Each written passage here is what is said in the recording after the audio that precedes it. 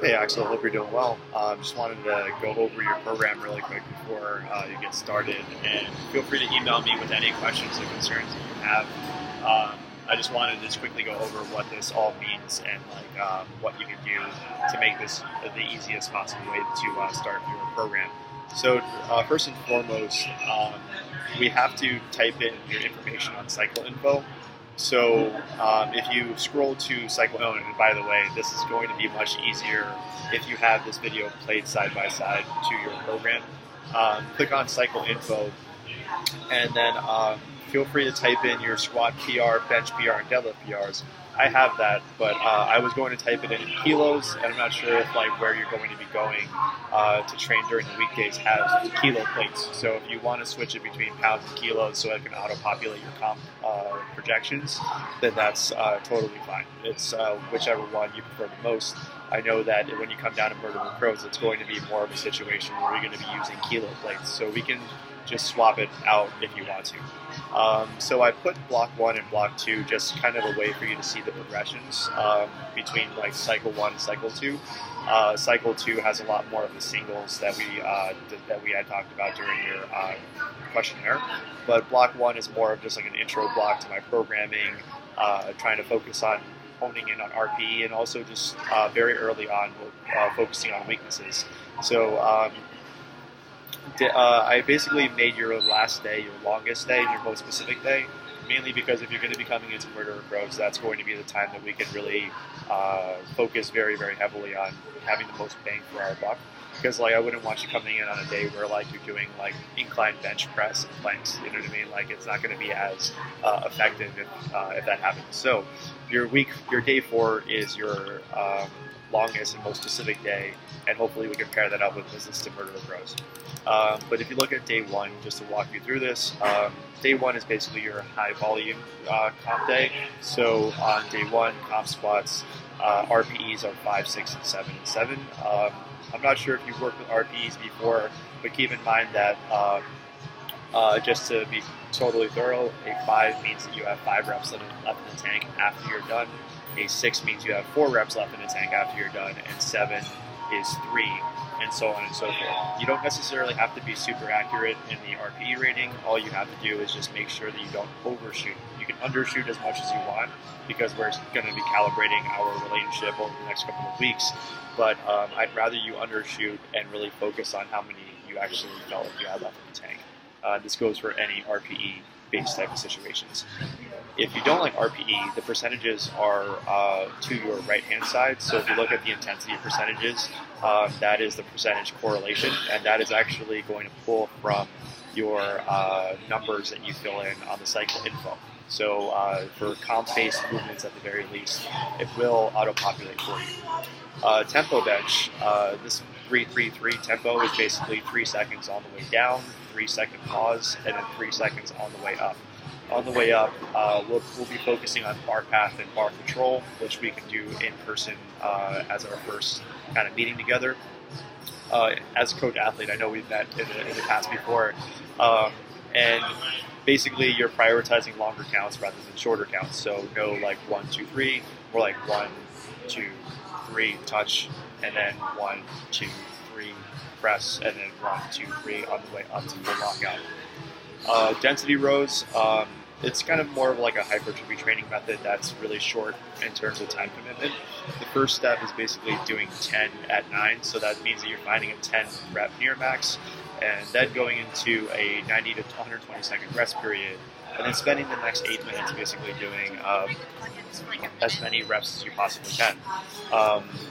In that type of situation, you're looking for 30 to 40 reps. A lot of research has shown that anywhere between 40 to 60 reps or so under lighter loads are actually the best to produce new muscle fiber. So that's the main goal for these movements anyways, or this strategy. Then going into abs of choice. Now, this is ME. ME stands for max effort. This is going to be one of the many acronyms that are going to be in your programming going forward. But just keep in mind that max effort means that you're going to full muscular fatigue. I have suggestions written on the right-hand side for you to take a look at, along with any kind of detailed instructions, so especially for your first week. Then going into day 2, this is your high volume comp deadlift day. So this is going to be still low RPEs and high reps. What I'd like you to think about, especially as an option, is to think about pausing one count above the knee, and this is like 1 Mississippi above the knee. And this is just kind of a way to get our glutes firing and to really focus on finishing very, very hard, just because I noticed that in your videos you had the most trouble at lockout, which is actually an easier problem to solve for sumo deadlifters, because most sumo deadlifters will be really, really slow off the floor. So it's actually good to see that you're fast off the floor, and that your issue is actually very, very easily fixed by way of just, number one, urologically teaching our glutes to fire, and also getting those glutes stronger and bigger on an objective standpoint. And then military press, this is going to be what I think is going to really add to your bench in the long run. Typically when athletes fail in the middle of the bench press, typically it's usually shoulders and chest. So we're going to try to get shoulders involved early on in this program. Please film this just in case there are any form discrepancies that we are looking at. And by the way, you can film literally anything that you want and send it my way, but basically anything in question, and especially comp lifts. And we'll talk about filming when you come in for the first time at Miracle Bros.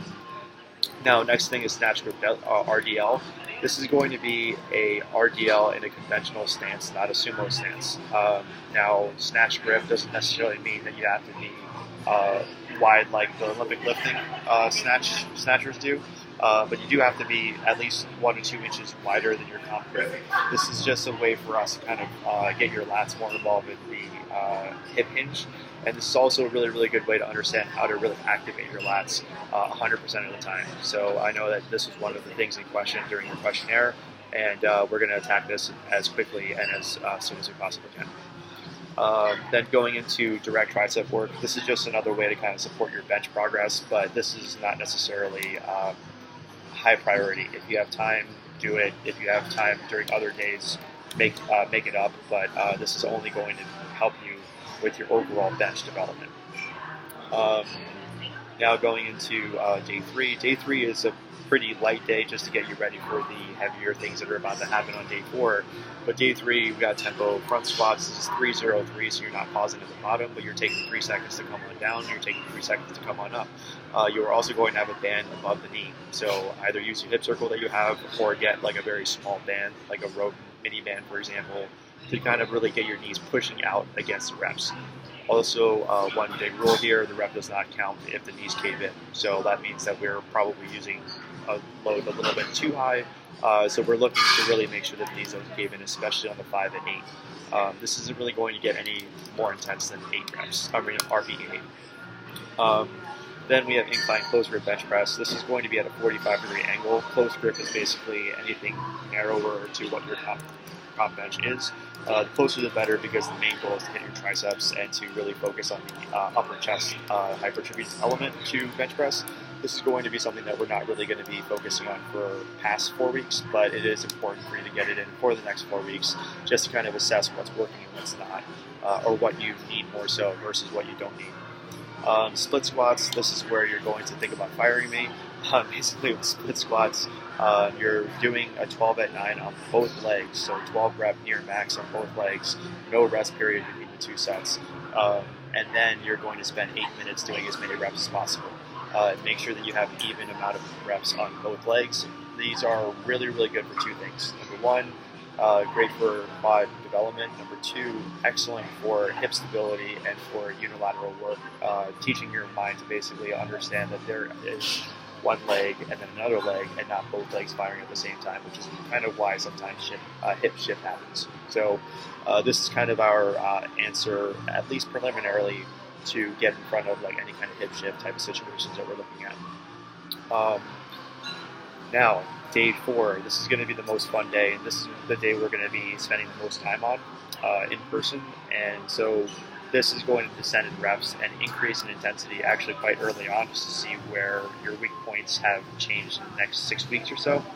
But comp squat 5 and 8, it'll eventually progress, as you can see in block 2, to singles, just like we had talked.